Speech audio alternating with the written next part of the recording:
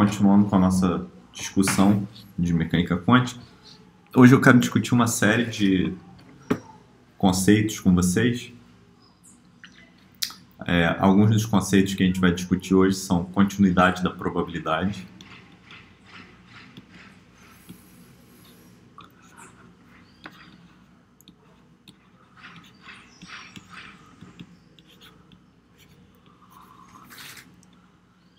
a gente vai discutir o conceito de espalhamento,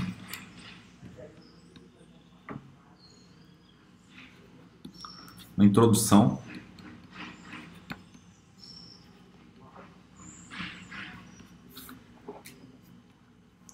a gente vai discutir essa ideia de matriz S.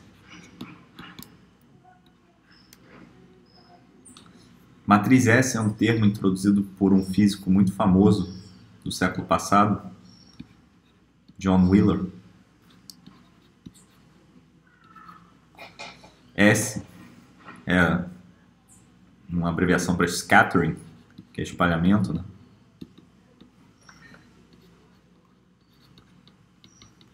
E é um conceito importante em física, né? Também conhecido como matriz de transferência. Também conhecido como matriz de transferência.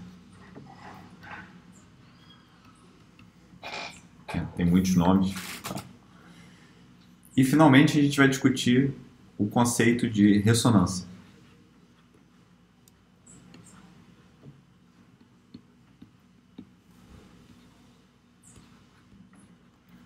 A gente vai ver um exemplo. Através de um exemplo a gente vai discutir essa ideia. Então isso é o que a gente vai ver hoje. É uma aula bem extensa. Vai envolver muitas contas, algumas das quais eu vou deixar como um exercício para vocês fazerem, mas eu tenho a resposta para elas. Então, se vocês quiserem, eu posso compartilhar. Então vamos começar. Então, primeiro, continuidade da probabilidade.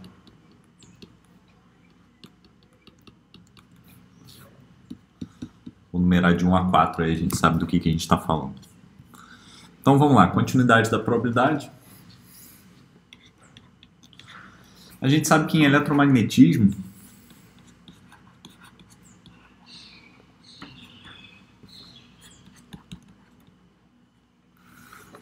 a gente tem conservação da carga, né? Isso aqui é conservação de carga. A gente não consegue criar ou aniquilar carga elétrica. Então tem uma equação que é chamada equação da continuidade, que diz que a densidade da carga, a derivada temporal da densidade da carga, é menos o divergente da densidade de corrente. A gente aprende isso em eletromagnetismo. E a gente pode interpretar isso, através do teorema de Stokes, como sendo a derivada temporal da integral no volume da densidade de carga. Isso daqui também pode ser visto como a carga total, então aqui a gente está falando da derivada da carga total. Isso é igual a menos a integral no volume do divergente de J.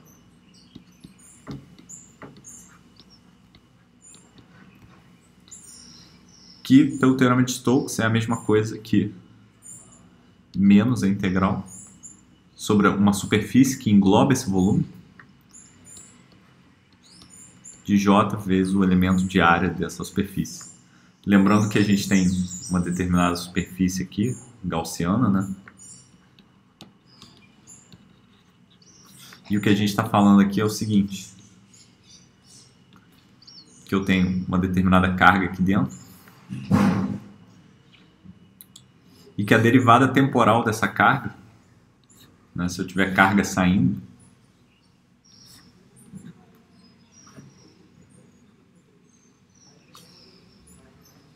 ela vai ser proporcional, né, ela vai ser dada pela integral na superfície né, do produto escalar entre o J, né, então se eu tenho J nessa direção, né, eu tenho um vetor normal a essa superfície, o elemento de área, ds vetorial, é dado como ele é ao longo da direção do vetor normal a essa superfície,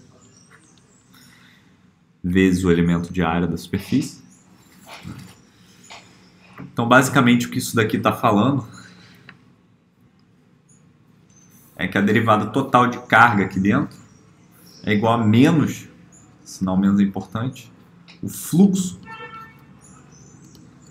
de carga através de S.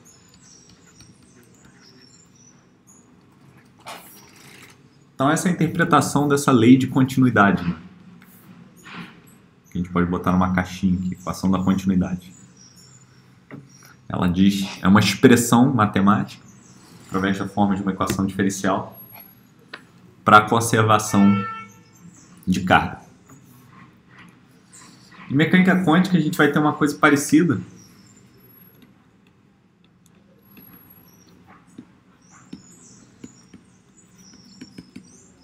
que é uma expressão da conservação da probabilidade.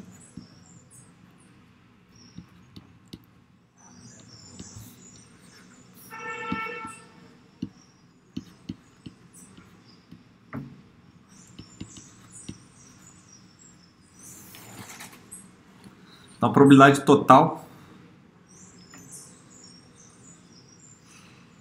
se eu somar sobre todos os eventos, tem que ser 1.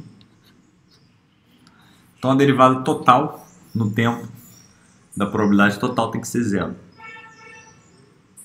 E a gente já viu que isso é expresso em mecânica quântica como sendo a normalização do vetor de onda. Então, se eu tenho um vetor de onda psi de t, isso daqui é igual a psi de 0, U dagger, U, onde U é o operador de evolução temporal aplicado em psi de 0. U é unitário, então isso aqui é igual a psi de 0, produto interno psi de 0, que é igual a 1. Então isso é uma expressão, né, da conservação de probabilidade, de que a probabilidade de qualquer evento soma para 1. Então a gente pode escrever psi de t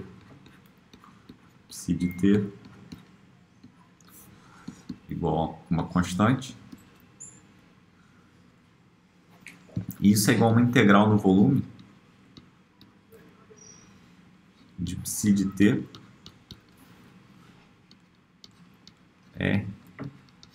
estou introduzindo uma base completa no espaço da posição,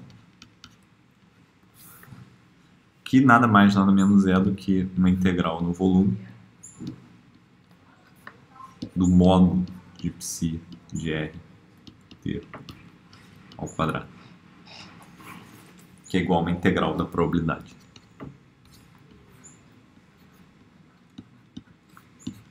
De eu encontrar a partícula na posição r no instante de tempo t.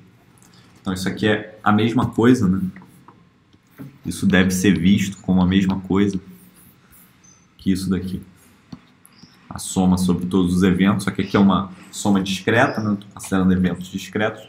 Aqui eu tenho eventos contínuos, eu posso encontrar a partícula em qualquer posição, onde a posição é contínua, né? Então, isso é uma expressão da conservação de probabilidade.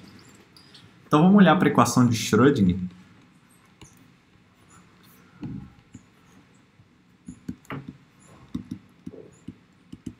Que diz que IH cortado vezes a derivada temporal de psi vai ser igual a menos H cortado ao quadrado sobre 2m, o Laplaciano ao quadrado de psi. Eu estou em 3D, né? Isso aqui em 3 dimensões também. A gente sorrateiramente está introduzindo um mundo de 3 dimensões, onde a derivada espacial ela é substituída, né, por menos IH cortado. O operador momento, né, ele é substituído por menos IH cortado vezes o Laplaciano. Ele é um vetor, né? Então, o Laplaciano é um operador, é um vetor de operadores diferenciais.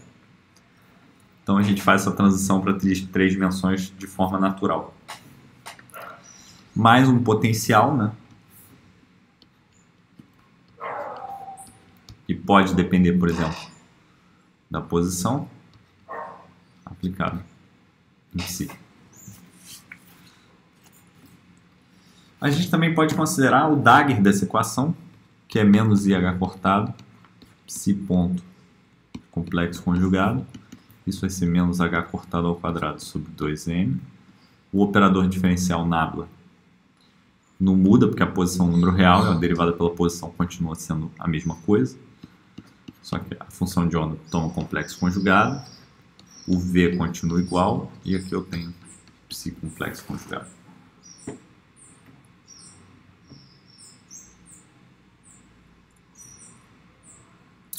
Agora vamos considerar o seguinte.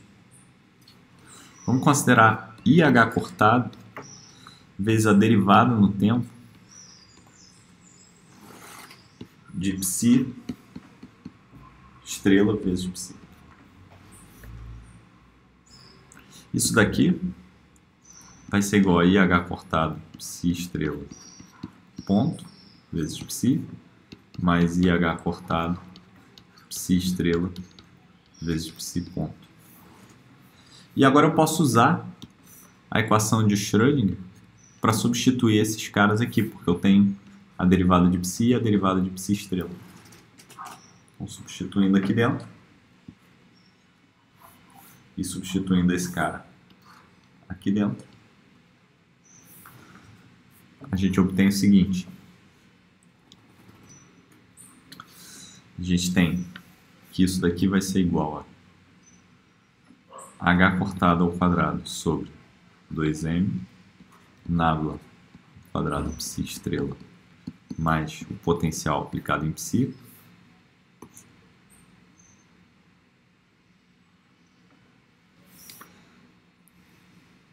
estrela, né? Vezes psi menos psi estrela vezes H cortado ao quadrado divididos por 2M nabla ao quadrado psi mais V psi. Bom, esse termo aqui cancela com esse, porque eles estão com sinal menos.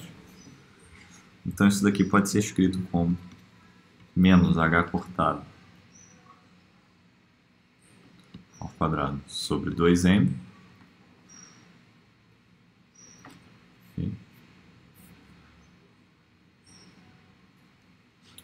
que multiplica psi estrela nabla ao quadrado psi menos psi nabla ao quadrado psi estrela. Então a derivada temporal, né? O que a gente está aprendendo aqui? Que a derivada temporal da densidade de probabilidade, né? Psi estrela é a densidade de probabilidades, então a derivada temporal da densidade de probabilidade é igual a menos H cortado sobre 2MI vezes o divergente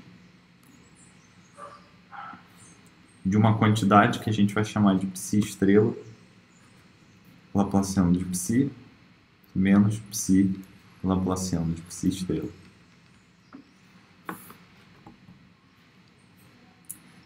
Se você tiver dúvida nisso, um bom exercício é fazer as contas. Essas contas, né? Em uma dimensão, ou seja, substituir nabla por ddx. Esse é um exercício. E aí você vai ver essa quantidade aqui emergindo. Mas também como uma identidade de cálculo vetorial, né? O divergente do gradiente é o laplaciano, e aqui eu vou ter, pela regra do produto, termos que se cancelam, mais essa coisa exatamente como está escrito aqui em cima. Então eu posso definir uma quantidade, que eu vou chamar de J, que é a corrente de probabilidade, que é dado por H cortado sobre 2M psi estrela, gradiente de psi menos psi, gradiente de psi estrela. Reparem que isso daqui é uma quantidade vetorial, porque envolve gradiente. E a gente está chamando essa quantidade de corrente de probabilidade, em analogia ao eletromagnetismo.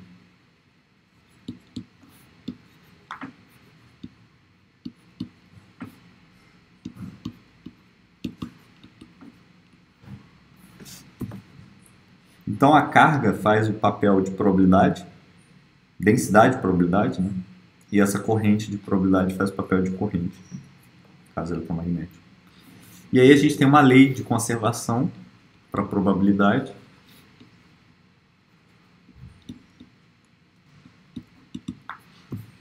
que diz que a derivada da densidade de probabilidade é menos o divergente da corrente de probabilidade. Então, a derivada da densidade de probabilidade no tempo é igual a menos o divergente de J. Então, essa é a nossa lei de conservação em mecânica quântica. Tem a mesma interpretação do eletromagnetismo. É uma expressão da conservação de probabilidade, assim como no eletromagnetismo a lei correspondente é uma expressão da conservação da carga. E aqui a gente tem, essencialmente, né, significa dizer que se o elétron, se a dinâmica, né, faz com que o nosso elétron, a nossa partícula, tenha uma distribuição de probabilidades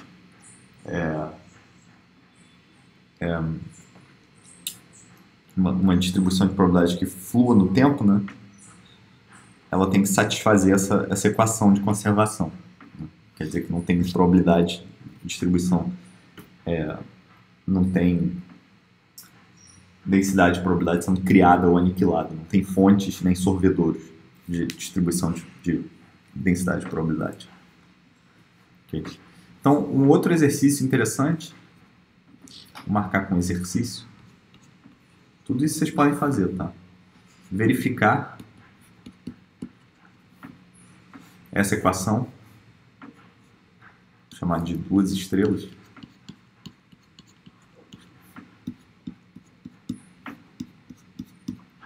na mesma equação, para uma partícula livre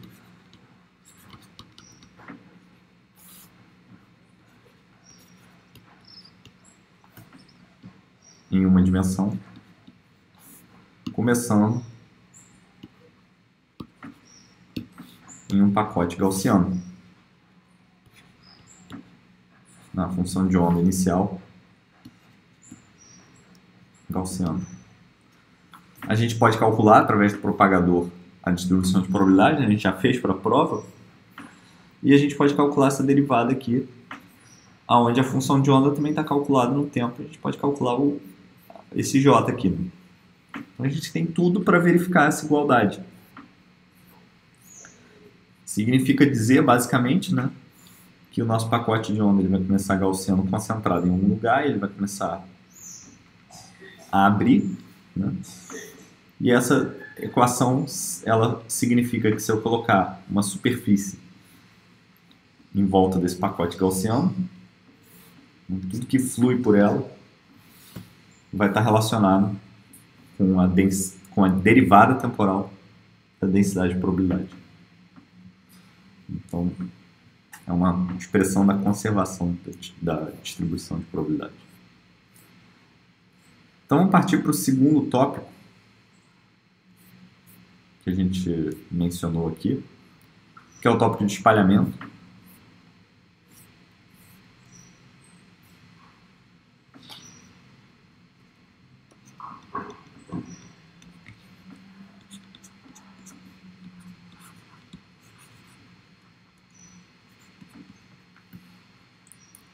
Então, vamos considerar o seguinte experimento. Então, eu tenho um determinado potencial, V de x, em uma dimensão, e eu tenho uma linha reta aqui, que é o espaço, e eu vou considerar um potencial que é zero numa determinada região, ele começa a ficar não nulo depois ele volta a ser zero. E vamos dividir isso daqui em regiões. Então aqui é a região onde ele é não nulo. Eu vou chamar de região 2. Aqui eu vou chamar de região 1. E aqui eu vou chamar de região 3. Okay. Então o potencial ele é uma coisa assim.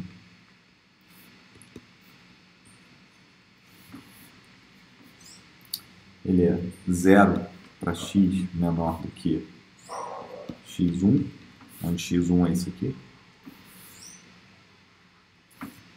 Ele é uma certa função f de x para x menor do que x2 e maior do que x1. x2 é isso aqui. E ele é 0 para x maior que x1. Maior ou igual. Aqui menor ou igual. Ok? E eu, por enquanto, vou deixar livre essa função aqui. Quem é essa função? Eu vou deixar ela livre. A gente sabe que aqui, né, nas regiões 2 e 3, a partícula ela é livre.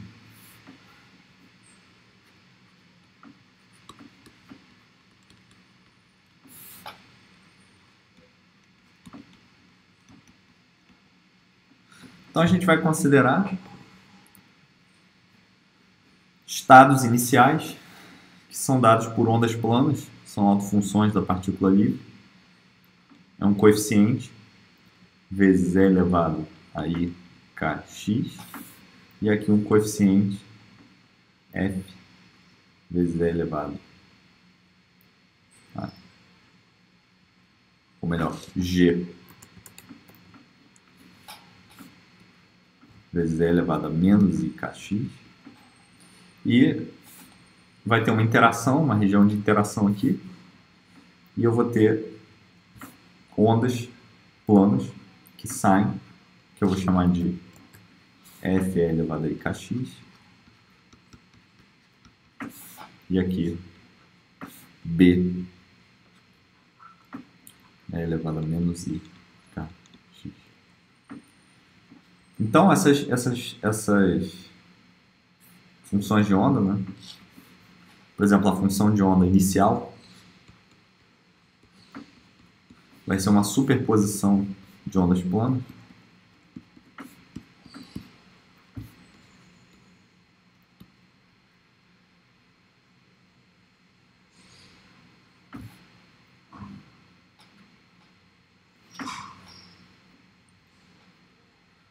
A função, quer dizer, a função, eu estou considerando como um ansatz isso, né?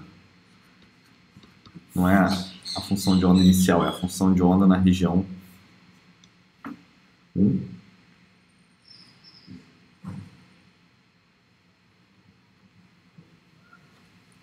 Onde esse k ele vale raiz de 2me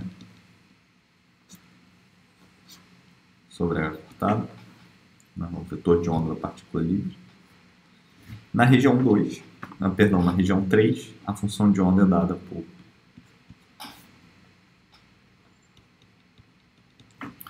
f elevado a i kx mais g elevado a menos i kx. E na região 2, que é onde tem o potencial, vou considerar simplesmente uma superposição, um coeficiente c e d, g de x mais um h de x. São funções que eu não conheço, que naturalmente vão depender do potencial. Então, olhando para esse problema, né, a gente tem 4 condições de fronteira. As condições de fronteira são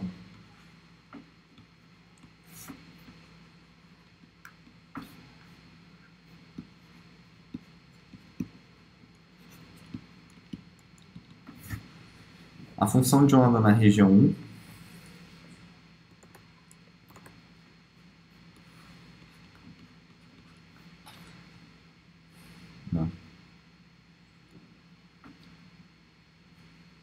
avaliada em x1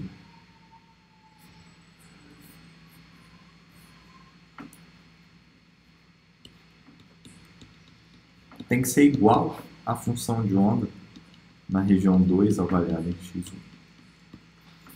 A mesma coisa vale para as derivadas. A derivada da função de onda na região 1 avaliada em x1 tem que ser igual à derivada da função de onda na região 2 avaliada em x1. Além disso, a função de onda na região 2 avaliada em x2 tem que ser igual à função de onda na região 3 avaliada em x2 e as derivadas têm que ser iguais.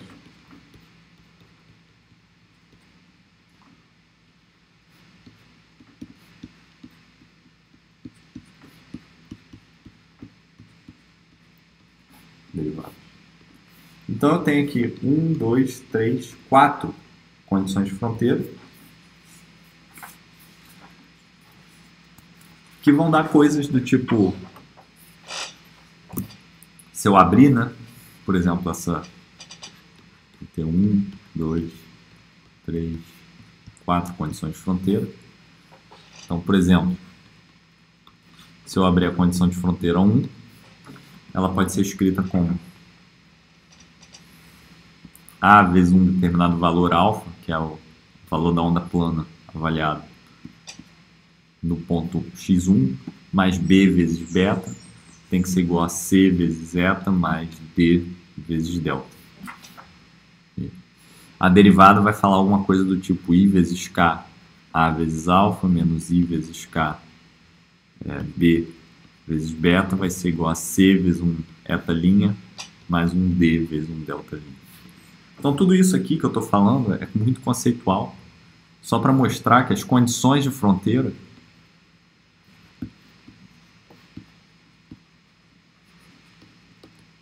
vão amarrar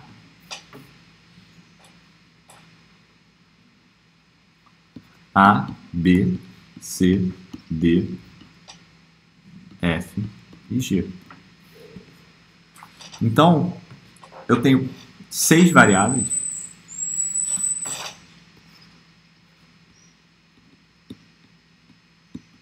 dadas por esses caras, 1, 2, 3, 4, 5, 6. E eu tenho 4 equações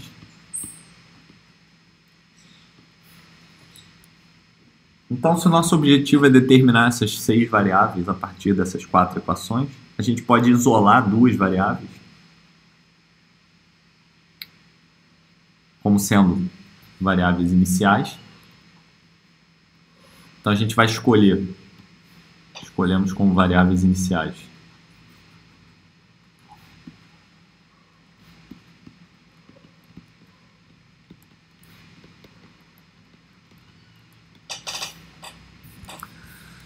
as amplitudes das ondas incidentes, que vão ser A e G.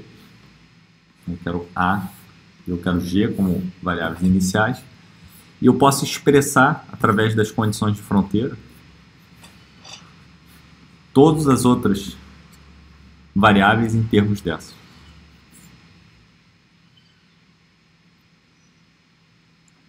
Então vai existir um conceito, né? A gente chega nessa ideia de matriz S,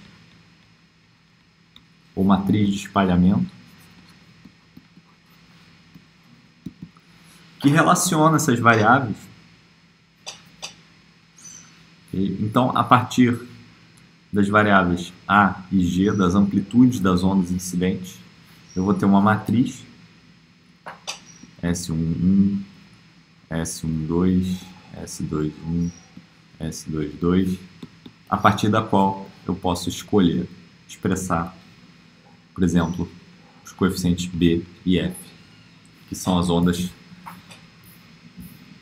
que saem, né? A e G são as ondas que entram, B e F são as ondas que saem. Então, a visão física que a gente tem aqui é que a gente tem ondas incidindo pela esquerda, ondas incidindo pela direita. Elas vão interagir de acordo com um potencial complicado. E a gente vai ter ondas que saem para o infinito pela esquerda e ondas que saem para o infinito pela direita. No infinito, essas ondas são ondas planas. E, naturalmente, que essa matriz S, ela contém informação sobre o potencial, de alguma maneira.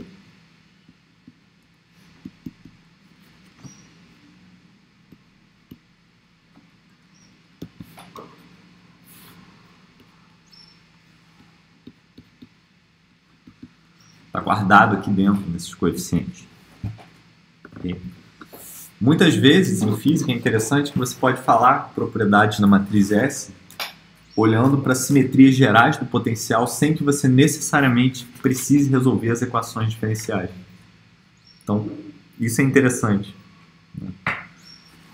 Então, tem restrições sobre o que a matriz S pode ser.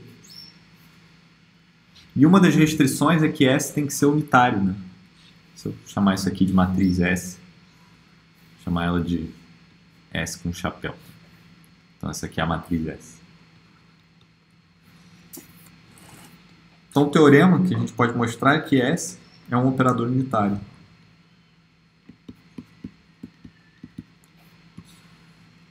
Então, vamos mostrar rapidinho isso, que é interessante a gente ver.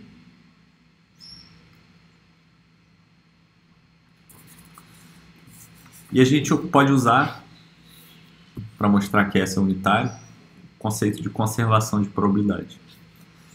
Então, a gente viu ali em cima, né, que o J vai ser dado por H cortado sobre 2MI.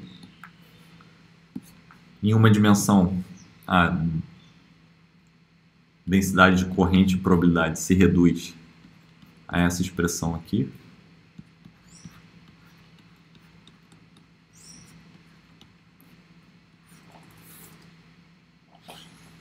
E eu posso calcular ela em infinito, em x mais infinito. E em x igual a menos infinito. Isso vai ser h cortado k sobre m, módulo de a ao quadrado menos módulo de b ao quadrado. E aqui a gente tem h cortado k sobre m, módulo de f ao quadrado menos módulo de g ao quadrado. É fácil calcular isso porque no infinito a gente tem as funções de ondas. As funções de ondas são ondas planas, né? Então estou usando essa hipótese de que no mais e menos infinito temos ondas planas.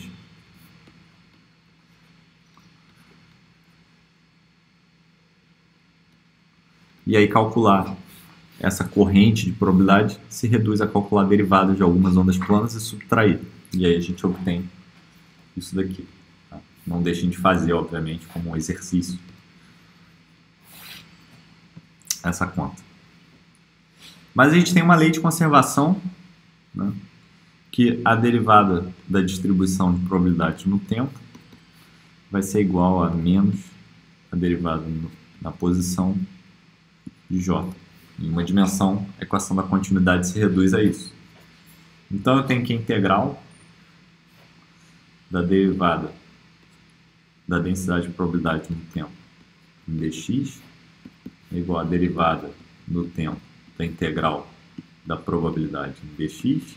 Só que isso aqui é 1. Então isso aqui tudo é igual a zero. Só que eu também posso usar a equação da continuidade para escrever que isso aqui é menos a integral da derivada em x de j de x, que na verdade, né, essa integral está avaliada de menos a mais infinito. Todas as nossas integrais aqui estão avaliadas de menos a mais infinito. Então isso aqui é j de menos infinito menos j de mais infinito.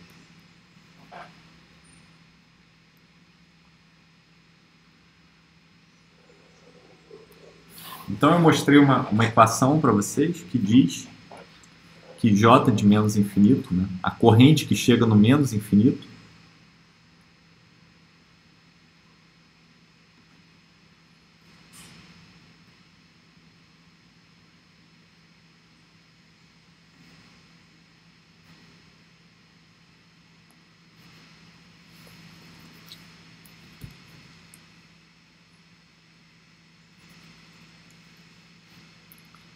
J de menos infinito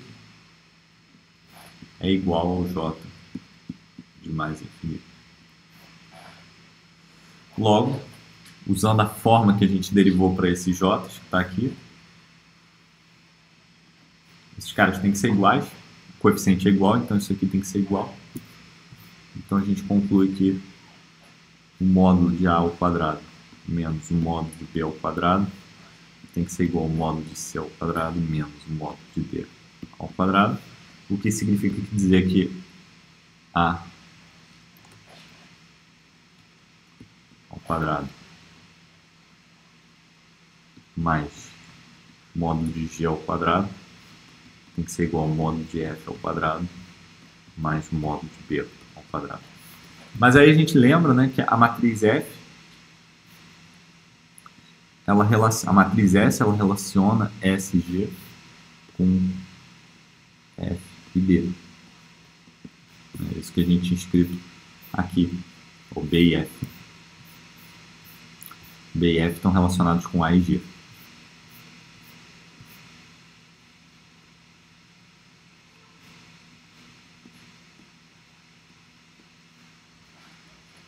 E o que a gente descobriu é que o módulo desse cara tem que ser igual ao módulo desse cara.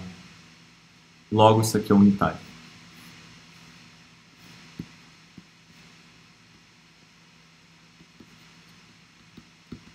Então a gente já restringiu bastante o que a nossa matriz S pode ser.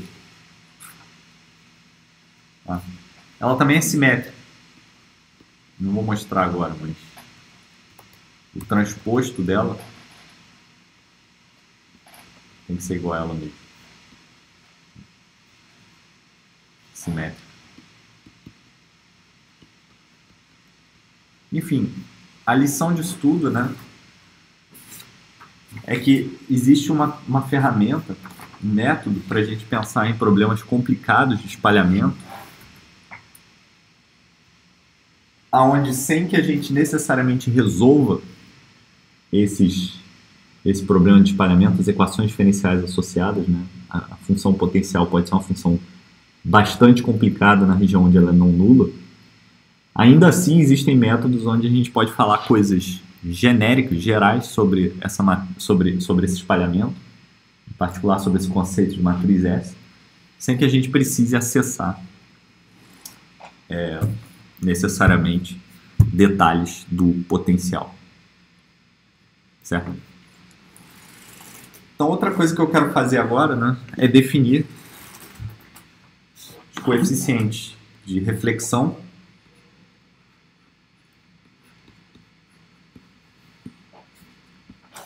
e transmissão. São dois conceitos que a gente vai usar também. Então, no nosso problema, né, a gente tem lá a onda incidente e a onda que sai, né, do infinito. E o coeficiente de reflexão eu vou definir como a razão entre A e B, ou melhor, a razão entre o módulo ao quadrado de B e o módulo ao quadrado de A.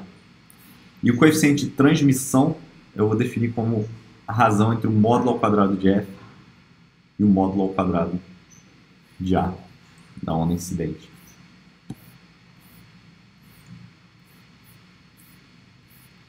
Então vamos definir esses coeficientes de transmissão e reflexão da seguinte forma.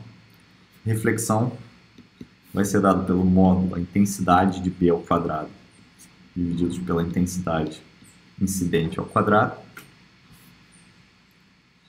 E transmissão vai ser dado pelo módulo de F ao quadrado, divididos pelo módulo de A ao quadrado. Então a ideia, né, a visão mental que a gente tem aqui, é que a gente tem uma determinada região onde o potencial é não nulo. Ela pode ser um potencial bem complicado, não importa. A gente vai incidir com uma onda plana A. E essa onda plana ela pode ser transmitida com coeficiente F, amplitude F, e ela pode ser refletida com amplitude B. E aí a gente define esses coeficientes de transmissão e reflexão. Okay? Então vamos ver um exemplo concreto disso, uma aplicação concreta.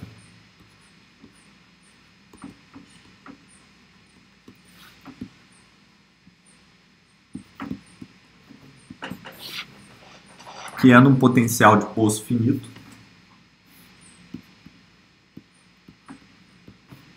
Poço de potencial finito.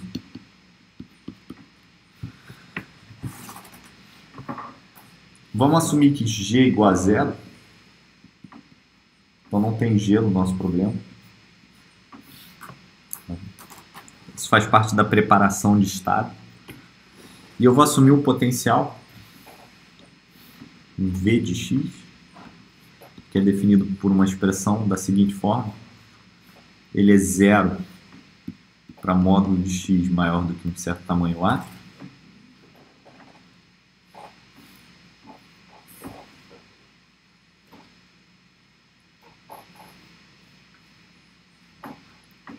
Maior ou igual. E ele é menos V0 para módulo de x menor do que A. Então esse potencial aqui ele tem a seguinte cara. Está aqui o eixo x.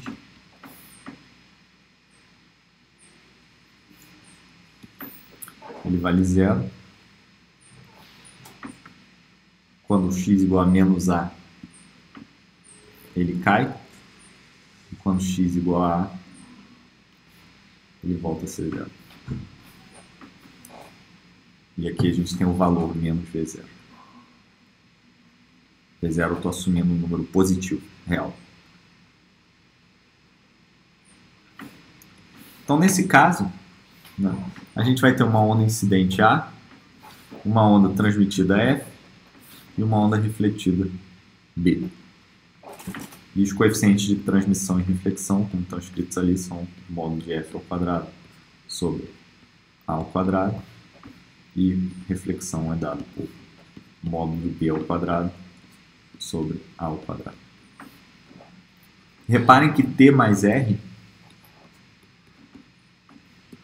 é igual ao módulo de F ao quadrado mais módulo de B ao quadrado, que é igual sobre A ao quadrado. Né? Só que pela unitariedade da matriz S, que a gente acabou de mostrar, G igual a zero no nosso caso, né? Então módulo de F ao quadrado mais módulo de B ao quadrado é igual ao módulo de A ao quadrado. Então esses coeficientes de transmissão e reflexão, F mais B, módulo ao quadrado, tem que ser igual a 1.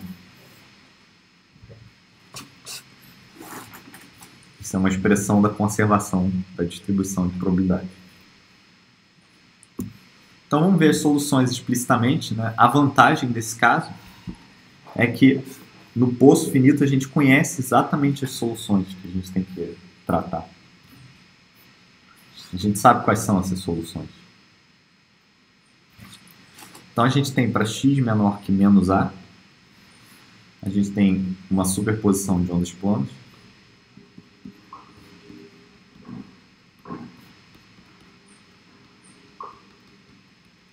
Com coeficientes A e B, a onda incidente e a onda refletida. Para módulo de x menor que A, que é dentro do poço, a gente tem as soluções do poço, escritas em termos dos altos estados de energia do poço. Bom, a solução vai ser, em geral, uma superposição de seno e cosseno, com um número de onda L.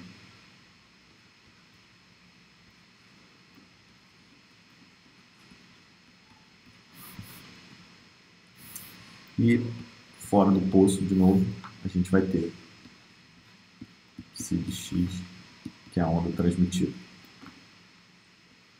Então a gente repara que a gente está usando raciocínio físico o tempo inteiro aqui. Né?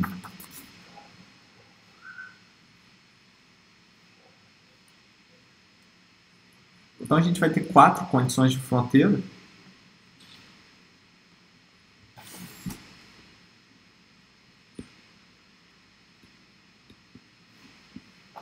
Quatro condições de contorno, que são em x igual a menos a,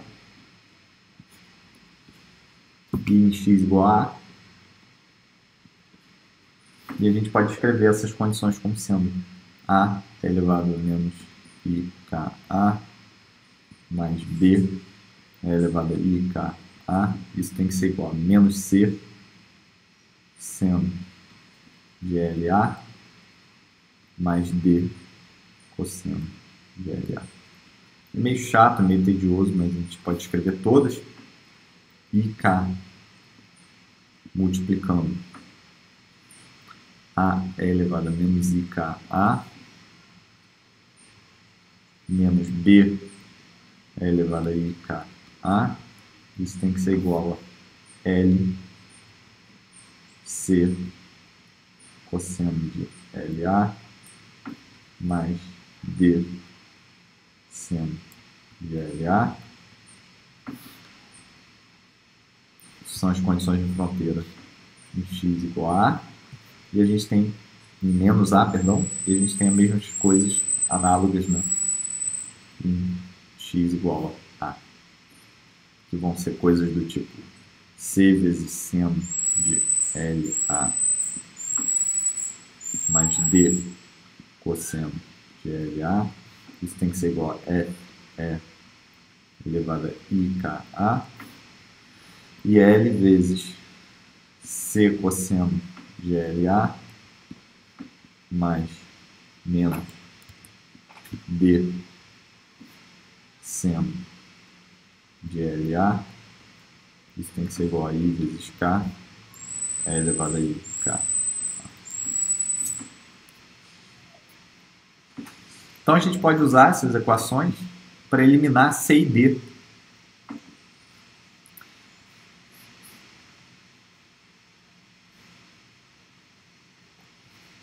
A gente pode eliminar C e D. E dado que a gente tem A, né, então temos A.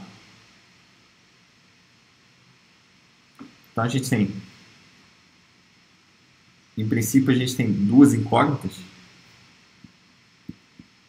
Mais duas, tem 4 incógnitas. Certo? Então tenho como incógnitas, eu tenho B, eu tenho F, eu tenho C e eu tenho D, mas eu tenho 4 equações, dado que eu tenho A.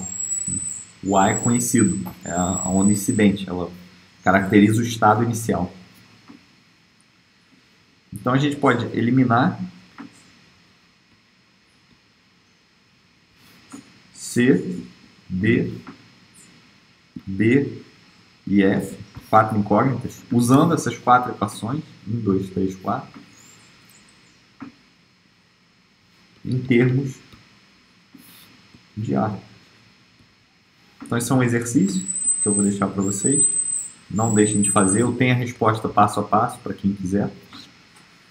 Mas a resposta é a seguinte: eu posso expressar o F como sendo E elevado a menos I, 2I, K vezes A, divididos por cosseno de 2LA, menos I seno de 2LA sobre 2KL. Uma forma parece complicado, mas é mais simples do que parece. Isso daqui vezes A. E o B vai ser igual a I seno de 2LA dividido por 2KL. L ao quadrado menos K ao quadrado vezes é dado em termos de F. Então tem que substituir F aqui dentro. Mas tá escrito, F está escrito em termos de A, então B está escrito em termos de A também. Legal, então vamos olhar para essa expressão aqui, que é a expressão principal da aula de hoje.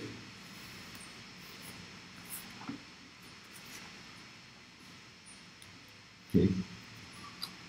Assim, a gente também vale a pena dizer que K é igual a 2N E sobre H cortado raiz. E L é igual a 2m E mais V0, né? Isso vem da partícula no poço, raiz sobre H cortado.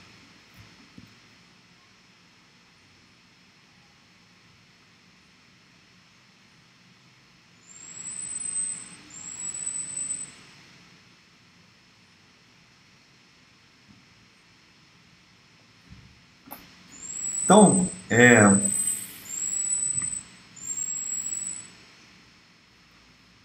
acho que a raiz está aqui dentro, né? Ou não? Vamos ver as dimensões aqui. Então, energia é igual a H vezes frequência. L tem unidade de frequência. Tá correto. Tá correto. É por causa da dispersão. A dispersão é outra. Né? Ele vai com H com L ao quadrado. A energia vai com L ao quadrado. H cortado ao quadrado, L ao quadrado. Tá certo. Então a gente pode propor vários exercícios aqui, né? Nesse problema, então, no contexto desse problema, a gente pode escrever a matriz S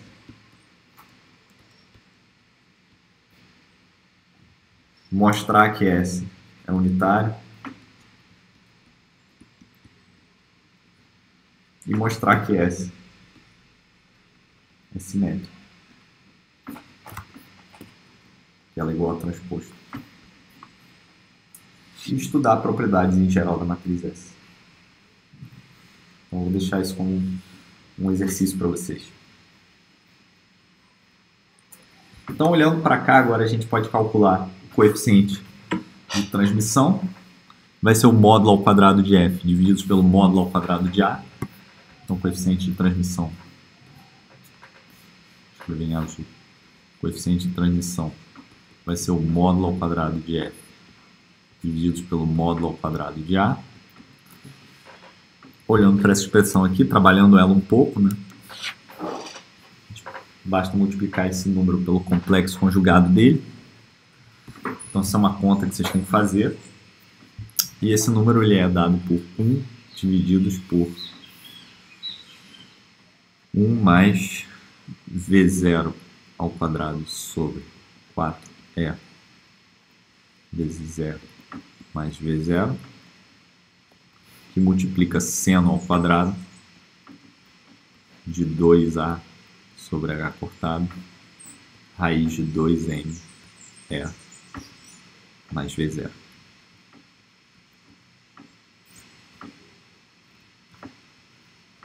Então, essa é a expressão para o coeficiente de transmissão. E agora a gente chega na terceira ou quarta parte da aula, não lembro mais.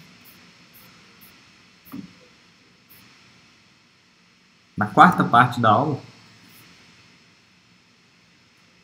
que é a ressonância.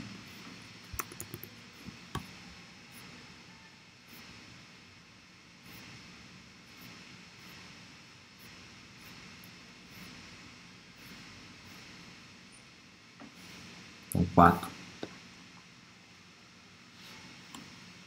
Ressonância.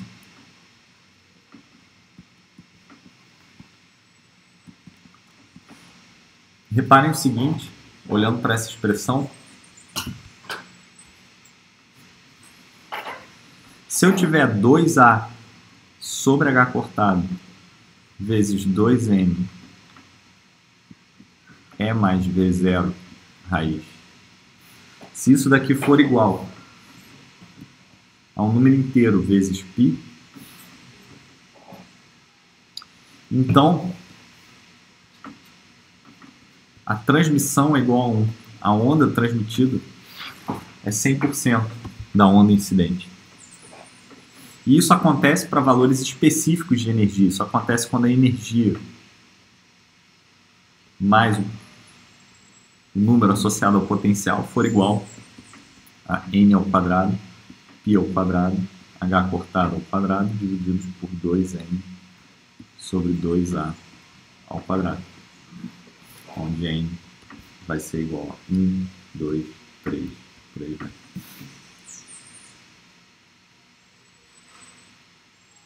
Então, quando a onda incidente tem uma energia específica, a energia está associada à frequência da onda, né? Ao vetor K da onda, está associado com essa relação de dispersão aqui. Tá, né? O vetor K está associado ao comprimento da onda. Então, quando a gente tem uma frequência específica, né? Uma cor específica, né? Então a gente consegue transmitir totalmente a onda. A gente consegue fazer com que a onda seja totalmente transmitida.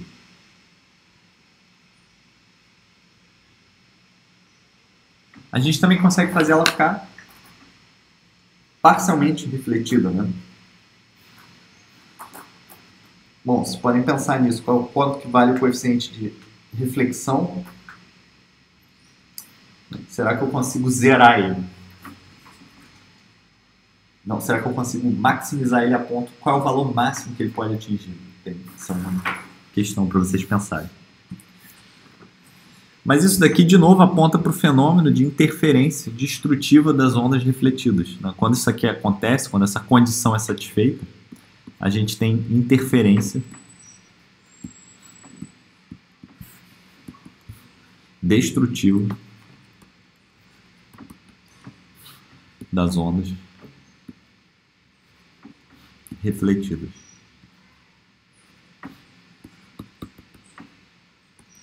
Então, mais uma vez, a gente encontra aí o fenômeno de interferência no nosso curso de mecânica quântica. Okay? Essa continha ela tem várias aplicações, né? A gente pode fazer em laboratório um potencial desses, né? Uma das aplicações é em eletromagnetismo, que é quando você tem uma grade de difração. Então, a ideia de uma grade de difração, né, é exatamente essa. Grade de difração para a luz, né? Ela é exatamente a ideia de criar um potencial periódico, né? Você pode adicionar mais poços de potencial finito. Você pode adicionar padrões diferentes.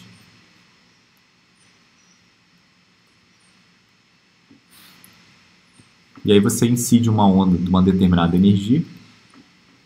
E aí você pode incidir uma onda com um determinado espectro de energias, né, ou melhor. E aí você consegue separar uma determinada energia de outras. Então você consegue abrir o espectro, você consegue correlacionar a energia da onda incidente com a direção de propagação dela, né? Isso acontece quando a gente tem no laboratório de ótica uma grade de difração, que eu vou representar como um potencial assim, todo acidentado, né? Na verdade, isso daqui deve ser visto dessa forma, né? E aí eu incido com um feixe de luz, e esse feixe de luz sai com várias direções diferentes. Cada direção está associada a uma energia diferente. É 1, é 2, é 3, por aí vai. Aqui eu tenho uma distribuição de erro. Então, é exatamente o princípio de uma grade de difração em ótica, né? A gente também pode fazer a mesma coisa com ondas de matéria, com elétrons, microscopia eletrônica, enfim, tem infinitas aplicações.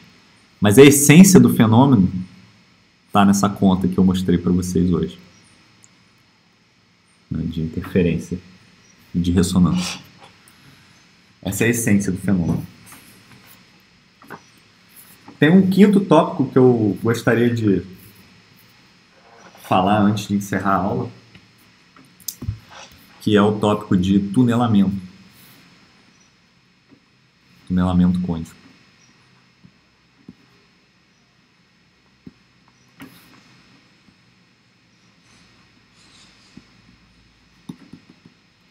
Ou penetração de barreira, né?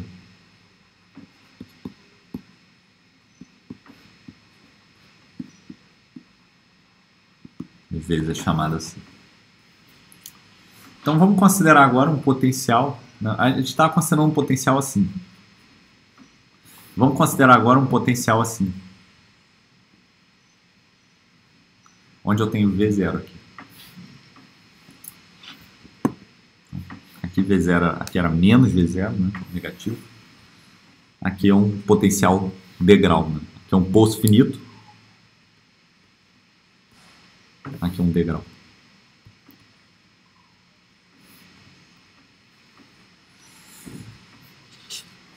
Então a gente pode usar a mesma fórmula de antes. Só que agora a gente tem que notar o seguinte, né? O L, ele vai ser 2m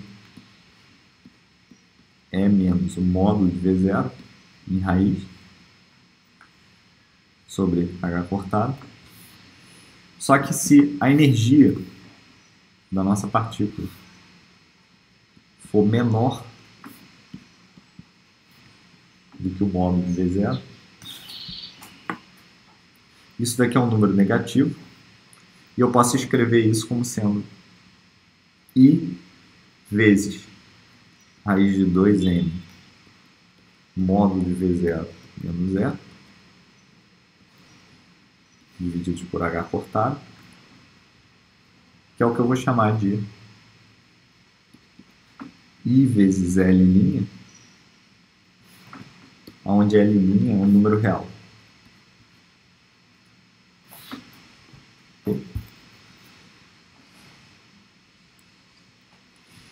Então, quando eu escrever a razão de F por A, né, que vai me dar o coeficiente de transmissão, isso vai ser E elevado a 2i Ka divididos por cosseno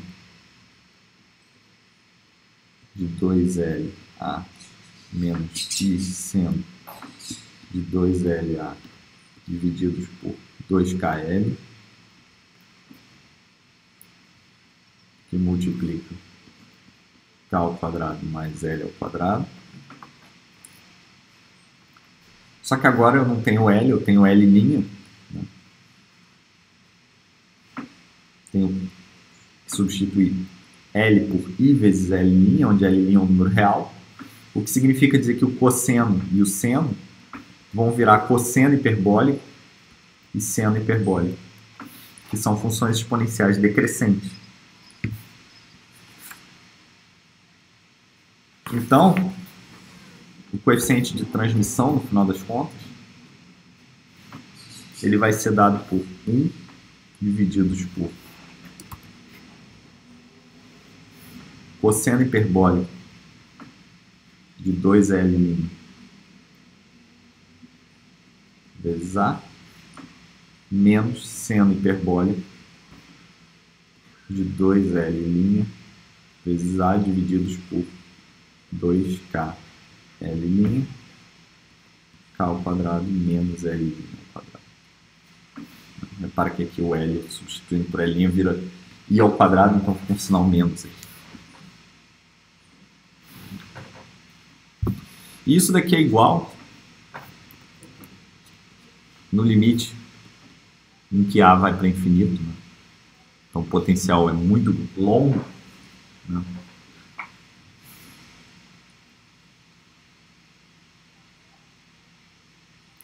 Isso aqui é proporcional. Vou botar igual, vou botar proporcional. Não quero me preocupar com constantes de proporcionalidade. A exponencial de menos 2L' de A. E isso é diferente de zero. Nunca é zero, né? Isso nunca é zero. Então, qual que é a interpretação física disso? Não, o que que significa? Que a gente tem um potencial. A gente tem uma partícula que tem uma energia menor do que a energia potencial. Então, a energia da partícula incidente é menor do que o módulo potencial. Mas ainda assim, existe uma probabilidade não nula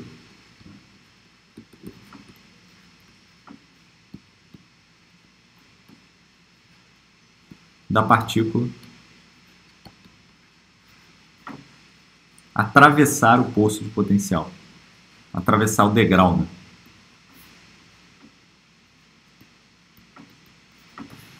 Nota que essa probabilidade, né, ela decai exponencialmente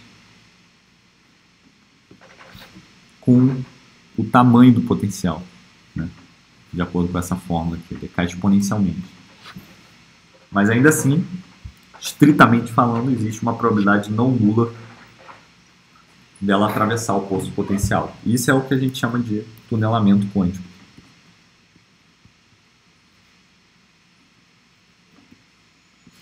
Repara que isso não acontece no mundo da mecânica clássica. Se você tem uma bolinha e a bolinha está sujeita a um poço de potencial e a energia da bolinha é menor do que a profundidade do poço, a bolinha não tem como sair do poço. Quanticamente, não. Então, esse efeito, esse fenômeno de tunelamento, ele é um fenômeno responsável por algumas pessoas falarem que em mecânica quântica as partículas conseguem atravessar a parede.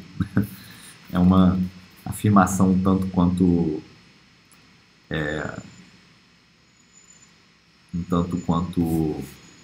estrondosa, né? Mas é verdade. Claro que não tem nada a ver com uma partícula atravessando uma parede real, né?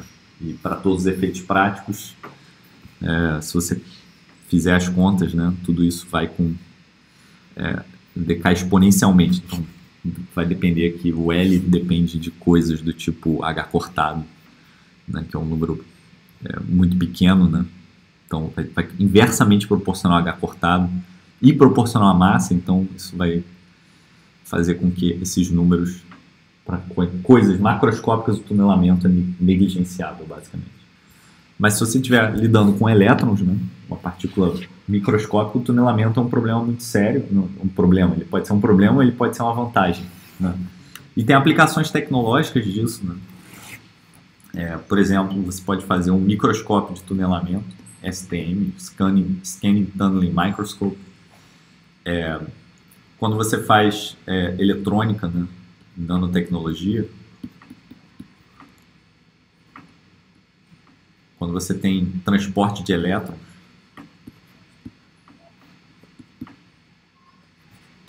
por exemplo, um transistor, estou só escrevendo umas palavras interessantes aqui. O tunelamento ele é importante, então, por exemplo, engenheiros da Intel têm que levar em consideração tunelamento, né, corrente de tunelamento de elétrons através dos transistores, por exemplo. E tem N aplicações em coisas mais fundamentais. Por exemplo, se você tem o Sol, ele é uma estrela que, né, ele faz fusão nuclear dos elementos, né? Os elementos eles querem ficar longe por causa da nuvem eletrônica, mas existe sempre uma amplitude de probabilidade não nula do núcleo de um átomo de hidrogênio atravessar a nuvem eletrônica de um outro átomo de hidrogênio, e aí esses núcleos eles vão estar próximos o suficiente para que as forças nucleares sejam mais importantes do que as forças de repulsão de Coulomb, eletrodinâmicas, e aí você vai ter outros fenômenos que vão levar à fusão nuclear desses átomos, que vão fazer um átomo de hélio. Então, se você não tiver tunelamento quântico, você não tem fusão nuclear e o Sol não pode queimar, e a gente não estaria aqui conversando agora, porque o Sol é a nossa fonte de energia, tudo que a gente faz depende do Sol. Então, um fenômeno fundamental também, não só com aplicações tecnológicas, né, um fenômeno interessante que vocês podem ler por aí afora. Então, era isso que eu tinha para falar hoje, pessoal. Foi uma aula bem extensa, muitos conceitos, né? Então, até semana que vem.